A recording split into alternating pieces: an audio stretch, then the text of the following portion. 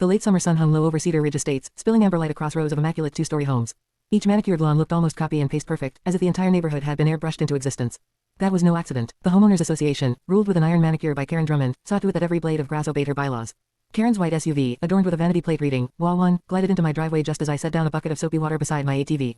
I'd spent the morning detailing the machine, polishing every chrome edge until it gleamed like a mirror. To me, the ATV wasn't just a toy, it was my weekend escape. Out on the trails beyond the cul-de-sac, the roar of its engine drowned out deadlines and politics alike. The SUV's door opened with a sharp clack, and Karen stepped out in full command, crisp linen blouse, designer sunglasses, and a clipboard bristling with papers. Her 17-year-old daughter, Tessa, emerged behind her like a shadow, phone in hand, earbuds dangling. Tessa wore an expression that said boredom was a personal insult. "Good afternoon, Michael," Karen chirped, her smile as tight as the bun in her hair. "I see you're still indulging in that four-wheeled contraption." "It's an all-terrain vehicle, Karen," I replied, keeping my tone friendly. "And yes, I like to keep it clean." Karen's eyes skimmed the ATV as though it were a stain on the neighborhood.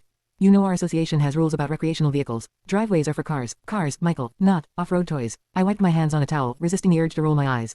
"We'd danced this dance before. It's registered, insured, and stored properly. The garage is full of tools and storage racks, so sometimes I wash it outside. Nothing in the bylaws prohibits that." Tessa sighed dramatically and muttered, "God, Mom, it's just a bike with big wheels." "It's a vehicle," Karen corrected, tapping her clipboard. "And it attracts the wrong kind of attention." I caught Tessa's smirk. "Wrong kind of attention?" I asked. Karen leaned closer as though sharing a grave secret. "We strive for a certain image here in Cedar Ridge. Families with standards. We can't have loud machines roaring around, encouraging reckless behavior. I ride outside the neighborhood, always," I said evenly. "And never late. I'm careful." Tessa, barely glancing up from her phone, said, "Looks fun though. Bet it goes fast." Karen shot her a glare. "Tessa, not now." But Tessa's curiosity lingered. I noticed the quick gleam in her eyes as she studied the ATV's handles, the way the afternoon light glinted on the throttle. Karen cleared her throat. "Regardless, I'll be bringing this up at next week's HOA meeting. We may need to revise the regulations for clarity." She said it like a threat wrapped in polite packaging. "Of course," I said with a tight smile. "You do that." Karen pursed her lips, clearly disappointed that I wasn't more rattled. "Come along, Tessa." They left, the SUV purring down the street. I exhaled, shaking my head. Another day, another HOA skirmish. That evening, as dusk settled, I took a quiet ride along the wooded trails outside the subdivision. The ATV purred beneath me, the world reduced to moonlit branches and the sweet scent of pine. By the time I returned, the houses were dark and still. I parked the ATV in the garage, locked it up, and turned in for the night. The next morning, the weekend hum of Cedar Ridge was in full swing, sprinklers chattering, dogs barking, the distant thud of basketballs on driveway pavement. As I sipped coffee on my porch, I spotted Tessa jogging past. No earbuds this time. She slowed as she reached my house. "Hey," she said, brushing a stray strand of blonde hair from her face. "Cool ride yesterday." I raised an eyebrow. "You were watching." She shrugged. "Heard it when you left. Kinda hard not to." "That thing sounds awesome." I chuckled. "Yeah, it's fun, but it's not a toy. Takes practice, and a license, to handle it safely." Tessa gave a sly half smile. "I can drive. Got my license last month." "That's great," I said. "But an ATV isn't like a car. Different balance, different control. Plus, your mom would." "My mom," she interrupted, rolling her eyes, "doesn't let me do anything. She's obsessed with stupid HOA rules. I swear she'd regulate how we breathe if she could." I hesitated, sensing the mix of rebellion and boredom in her voice. "She's strict because she cares. And that's not a bad thing." Tessa laughed lightly. "You sound like a guidance counselor." "Maybe I missed my calling." She glanced past me, eyes landing on the garage door. "So, you ever let anyone else drive it?" "Not really," I said. "It's powerful. Gotta know what you're doing." "Bet I could handle it," she said with a playful tilt of her head. I gave a polite but firm shake of my head. "Not a chance." Tessa pouted for a moment, then grinned. Okay, just curious. Later that day, I headed out for groceries. As I backed my truck from the driveway, I spotted Karen standing near the neighborhood bulletin board, issuing orders to two other HOA members. Clipboard in hand, she looked like a general preparing for war. Her eyes flicked to me, lips curling into the faintest smile, like a cat that had cornered a mouse. When I returned an hour later, Karen's SUV was gone, but I couldn't shake the image of Tessa's curious smile. Something told me the ATV had captured more than casual interest. The tension thickened that week. I overheard neighbors whispering about noise ordinances and unsightly vehicles. Karen clearly had her campaign underway. Flyers appeared in mailboxes inviting residents to a special HOA session on community standards. Meanwhile, Tessa's presence became oddly frequent. I'd catch glimpses of her walking past my house at odd times, late afternoons, even after dark. Once, I found her leaning casually against my mailbox, texting. "You lost?" I asked with a half smile. "Just getting fresh air," she said, her eyes darting toward the garage door before she sauntered off. I reinforced the garage lock that night. Something in her gaze told me curiosity might soon turn into temptation. Saturday arrived with the buzz of lawnmowers and the smell of barbecue drifting through the neighborhood. I wheeled the ATV onto the driveway to check the tire pressure before an evening ride. The engine's low rumble carried across the cul-de-sac, drawing a few curious stares. As I worked, Karen's SUV appeared again, gliding to a stop a few houses away. Tessa hopped out first this time, phone still in hand but eyes locked on the ATV. Karen followed, stiff as a statue. "Michael," Karen said crisply. "We need to talk about the agenda for next week's meeting." I glanced at Tessa, who circled the ATV like a cat inspecting prey. "Agenda?" I asked. "Yes. Several neighbors share concerns about the presence of this machine. It's parked on my property," I said evenly. "And it meets all county codes." Karen's jaw tightened. "Community appearance matters. I'll expect you at the meeting." Before I could reply, Tessa stepped forward, her fingers brushing the handlebar. "It's really cool," she murmured. "Tessa," Karen snapped. "Get in the car." Tessa lingered just a heartbeat longer, her gaze meeting mine with a glint of something, defiance. Intrigue, before she turned and slid into the passenger seat. Karen offered a thin smile. "See you Wednesday." The SUV rolled away, leaving the faint scent of expensive perfume and an unmistakable warning in the air. I watched them disappear, unease settling in my chest. This wasn't over. Some battles start with paperwork and polite smiles. Others begin with a teenage girl's daring look and an unlocked garage door. I had a feeling I was standing at the intersection of both. The Wednesday HOA meeting was as excruciating as expected, 2 hours of neighborly nitpicking over hedge heights and recycling bins. Karen sat at the head of the long conference table in the community center, her posture flawless, her clipboard brimming with highlighted regulations. I defended my ATV with calm persistence and a folder full of county permits. By the end, the board agreed that no existing bylaw forbade owning or parking a recreational vehicle on one's driveway. Karen's tight smile hid her irritation, but I felt it in the air like static. I left the meeting thinking the worst was over. I couldn't have been more wrong. That night, Cedar Ridge Estates was quiet, save for the rhythmic chirp of crickets and the distant hum of traffic from the highway. The moon hung bright and heavy, its silver light painting sharp shadows across my lawn. Around midnight, I jolted awake to a sound, faint but distinct, a low mechanical growl, like a far-off engine clearing its throat. I listened, holding my breath. The sound faded, then returned, closer. My heart quickened. The ATV. I threw on jeans and slipped outside, barefoot on the cool concrete. The garage door was closed, the driveway empty, everything seemingly in place. But something felt off. I keyed in the code and raised the garage door. The ATV was gone. For a moment I just stood there, blinking at the empty space where it should have been, the echo of the door opener humming in my ears. I checked the lock, intact. The side door, still latched. It made no sense. Then I noticed a faint beam of light bobbing at the far end of the cul-de-sac, near the trail entrance beyond the neighborhood. A moving headlight, small, narrow, bouncing. Not a car. Adrenaline surged through me. Whoever it was, they were heading toward the wooded trails. I grabbed my truck keys, heart hammering, and backed out onto the street, headlights off. The night air smelled of damp pine as I eased onto the gravel path that bordered the woods. Ahead, a distant whine of an engine wove through the trees. Definitely the ATV. The trail snaked through dense forest, moonlight flickering like strobe lights between the branches. I drove as far as the truck allowed before the path narrowed. I killed the engine, pocketed a flashlight, and started running. The sound grew louder, then abruptly cut off. Silence, thick and ominous, swallowed the woods. I slowed, scanning the trail. A faint scent of exhaust lingered. Then I spotted it, a set of fresh tire tracks veering off onto a side path. Great, I muttered, following them. Minutes later, the trees opened into a small clearing illuminated by moonlight, and there it was. My ATV, idling slightly askew, headlights casting eerie beams across the clearing. And straddling the seat, helmetless and wide-eyed, was Tessa Drummond. Tessa, I barked. She jumped, nearly losing her balance, and fumbled for the handlebars. Oh my god, you scared me. I stepped forward, struggling to keep my voice even. What on earth are you doing? I wanted to try it. Her words tumbled out in a rush. You said it wasn't a toy. I wanted to see why. Tessa, this isn't a game. I snapped, pointing to the uneven trail behind her. You could have crashed, gotten seriously hurt. And you broke into my garage. She winced. The side window wasn't locked. I just climbed in. I exhaled, trying to rein in my frustration. Do you realize how dangerous this is? It's pitch dark. These trails twist and dip. I can drive, she interrupted defensively. I'm licensed. I was careful. That license is for a car, not a 600-pound machine meant for off-road terrain, I said, my voice rising despite myself. You could have flipped it. There are drop-offs, hidden routes. I know, okay, she shot back, eyes flashing. I know it was dumb. Silence settled between us, broken only by the soft idle of the ATV. Her bravado cracked, revealing the shaky adrenaline beneath. I just wanted to feel free, she whispered after a moment. Mom doesn't let me do anything. She plans my whole life. I can't even pick my own clothes for school pictures. I rubbed my temples, torn between exasperation and sympathy. I get that, but stealing someone's vehicle isn't the answer. You could have been killed. Tessa's eyes glistened in the moonlight. I'm sorry, she said quietly. Before I could respond, the distant crunch of tires on gravel reached us, slow, deliberate. Headlights flickered through the trees. A vehicle was approaching. Tessa stiffened. That's Mom, she said, panic creeping into her voice. I turned to see Karen's white SUV creeping down the trail, its beam slicing through the clearing like a searchlight. The vehicle stopped abruptly, and the driver's door swung open. Karen emerged, her linen blouse glowing ghost-like under the headlights. Her face, normally composed, was a storm of disbelief and fury. Tessa, Marie, Drummond. Each word cracked like a whip. Mom, Tessa began, but Karen cut her off. Get off that machine. Tessa climbed off the ATV, head bowed. Karen's eyes shifted to me, sharp as glass. Michael, she said, her voice icy. Explain. I took a steadying breath. I woke up to the sound of the engine. When I checked my garage, the ATV was gone. I followed the trail and found her here. Karen's jaw clenched. So you allowed this? Allowed, I said, startled. She broke into my garage. I had no idea until I heard the noise. Karen's gaze darted back to her daughter. Is that true? Tessa nodded, tears threatening. I just wanted to try it. I'm sorry. Karen's shoulders rose and fell with a shudder. Do you have any idea how dangerous this is? How reckless? How illegal? I know, Tessa whispered. Karen turned to me, her voice tight. I'll handle this. Thank you for recovering your property. I think we should call the police, I said quietly. This is theft, Karen. And breaking and entering. Karen's eyes flared. She is a minor, my daughter. We can resolve this privately. I met her glare. If she were anyone else's kid, you'd be the first to demand a police report. For a long moment, we stood in a tense standoff, the forest around us holding its breath. Finally, Karen looked away, her composure cracking. Get in the car, Tessa, she said. Now. Tessa obeyed, shoulders hunched. Karen turned back to me, voice brittle. Please, let me take her home. I'll deal with her. I promise she'll face consequences. I studied her, weighing the situation. Part of me wanted to let it slide, to avoid drama. But another part knew that accountability mattered, especially with someone like Karen, who wielded rules like weapons when it suited her. I'll be filing a report in the morning, I said finally. This isn't about revenge. It's about safety and responsibility. Karen's lips thinned, but she nodded once, curtly. I understand. They left in silence, the SUV disappearing into the darkness, taillights glowing like embers. I stood alone in the clearing, the night suddenly heavy again. The ATV's engine purred beside me, a steady reminder of how close things had come to disaster. I killed the ignition and wheeled it back toward the trail, heart still pounding. Each step echoed with the night's events, Tessa's reckless gamble, Karen's fury, the unspoken tension of what came next. By the time I reached home, dawn was staining the horizon pink. I parked the ATV, double-checked every lock, and finally allowed myself to exhale. Tomorrow, I'd keep my word. Because sometimes the only way to stop a pattern of entitlement is to shine a bright, undeniable light on it. Morning sunlight streamed through the blinds, too bright for the 3 restless hours of sleep I'd managed. I rolled out of bed with a dull throb behind my eyes and the night's events replaying in my mind, Tessa's guilty face in the moonlight, Karen's brittle composure cracking like thin ice. Coffee first, I decided. Then the police. As the machine hissed and dripped, I opened the app linked to my home security cameras. I hadn't even thought to check the footage last night, but now curiosity pulled me in. My garage cam displayed a perfect angle of the door and side window, infrared lighting turning everything ghostly gray.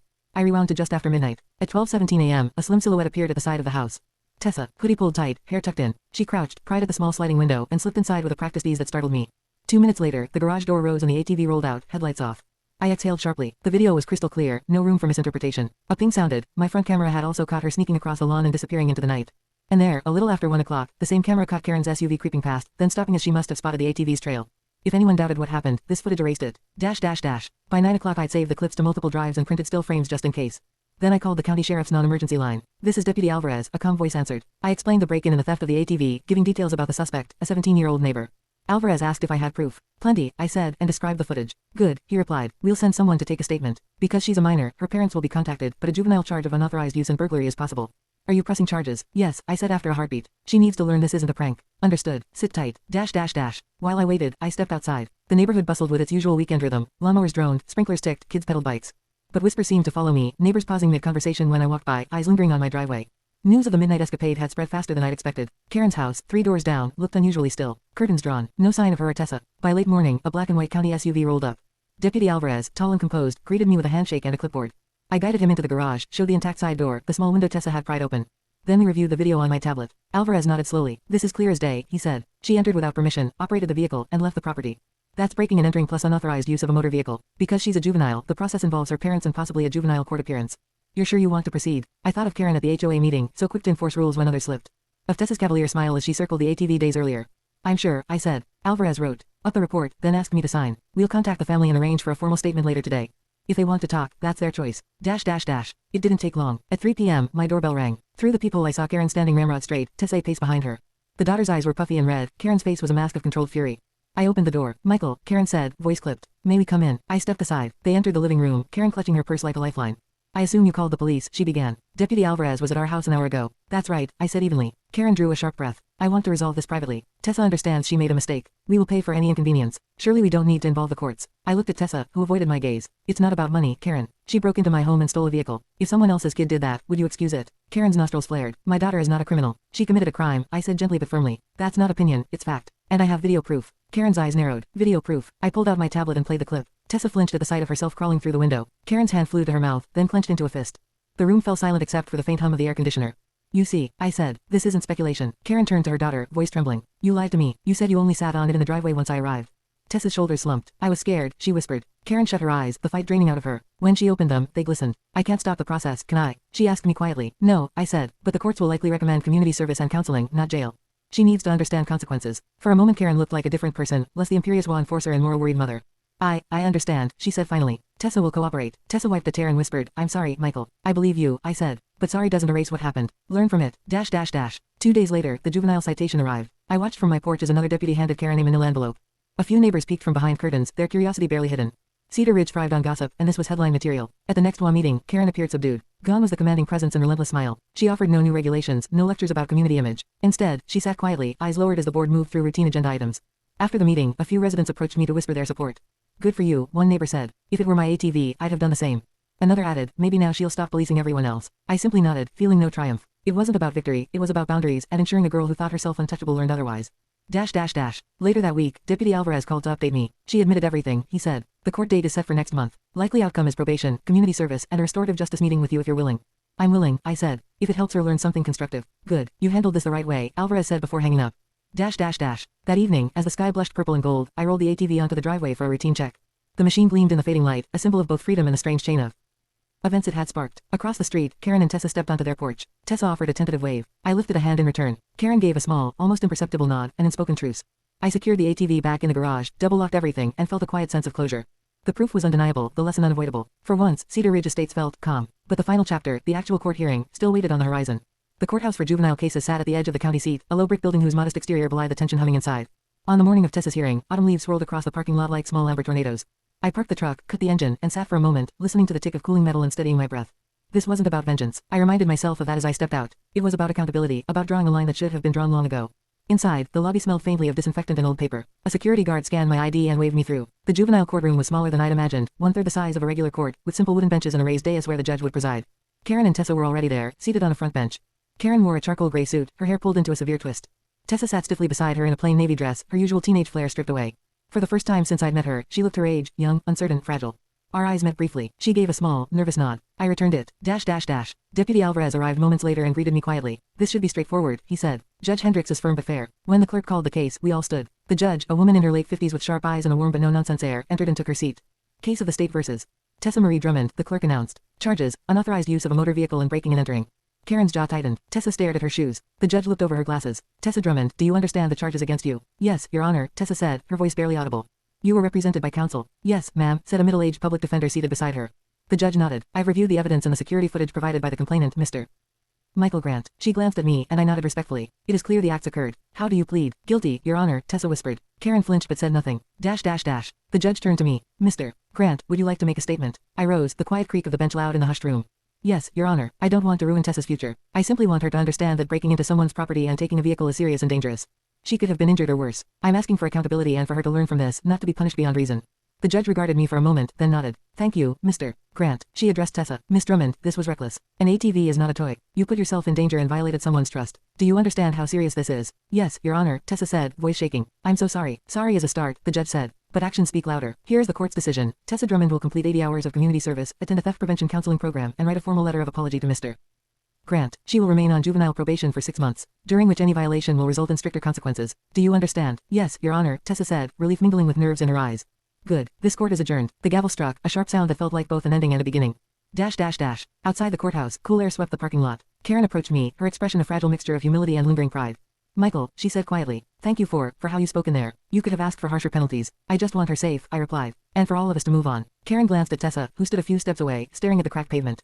She will do everything the court ordered, Karen said. I promise. I believe you, I said. Karen hesitated, then extended her hand. I'm sorry for everything. I shook it. So am I. The weeks that followed brought subtle changes to Cedar Ridge Estates. Tessa began her community service at the local animal shelter, walking dogs and cleaning kennels. Occasionally, I'd see her trudging home in muddy sneakers, a faint smile on her face. Karen, once the neighborhood's iron-fisted HOA monarch, seemed to soften. HOA meetings became less combative, her usual lectures replaced by quieter contributions. The flyers dictating lawn heights and paint colors vanished. Perhaps she'd realized that order and control couldn't prevent every misstep, especially in her own home. One Saturday afternoon, about a month after the hearing, I was washing the ATV when I heard hesitant footsteps behind me. Hi, Tessa said. I turned to find her standing at the edge of the driveway, hands shoved in her jacket pockets. Hey, I said. How's the shelter? Good. Messy, but good. She kicked a pebble and glanced at the ATV. I came to give you something. She held out a folded sheet of paper. I took it and unfolded it. A handwritten letter, neat and deliberate, began. Greater than Mr. Grant, I'm truly sorry for breaking into your garage and taking your ATV. I understand now how dangerous and wrong it was. I read the entire page, her explanation, her admission of fear and boredom, her recognition that trust matters.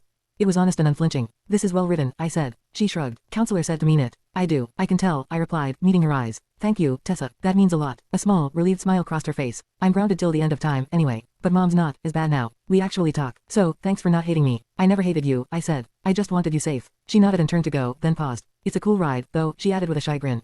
I laughed. It is. But next time, if you want to try something like that, you ask. Deal. Winter crept in. Frost sparkled on rooftops each morning, and Cedar Ridge found a new equilibrium. I still rode the ATV on weekends, the engine's roar echoing across frosty trails, but I never again heard complaints from Karen. At the next HOA meeting, she surprised everyone by volunteering for a charity event instead of proposing new restrictions. Neighbors exchanged amazed glances. Maybe, just maybe, the Drummond household had learned something about humility. One evening, as I returned from a ride, Karen herself strolled over. She carried a tin of cookies and an expression far warmer than I'd ever seen. Tessa baked these for the shelter but made extra, she said, handing me the tin. Thought you might like some. Thank you, I said, genuinely touched. Karen hesitated, then added, I'm grateful you didn't let her off too easily. It forced both of us to reflect. I smiled. Sometimes a hard lesson is the only one that sticks. Months later, Tessa completed her probation. On the day it officially ended, I found a small thank you card in my mailbox. Greater than thanks for giving me a second chance to grow up the right way. No signature was needed. That night, I wheeled the ATV into the fading sunset, the air crisp and calm. The machine hummed beneath me, steady and familiar, but something in the neighborhood felt different, less tense, more alive. Tessa had gone from untouchable to accountable, and somehow the entire community seemed lighter for it.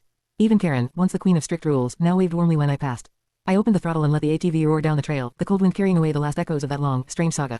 Justice hadn't been about punishment after all. It had been about change, real, lasting change. And that, I realized as the forest opened around me, was the best ending I could have hoped for.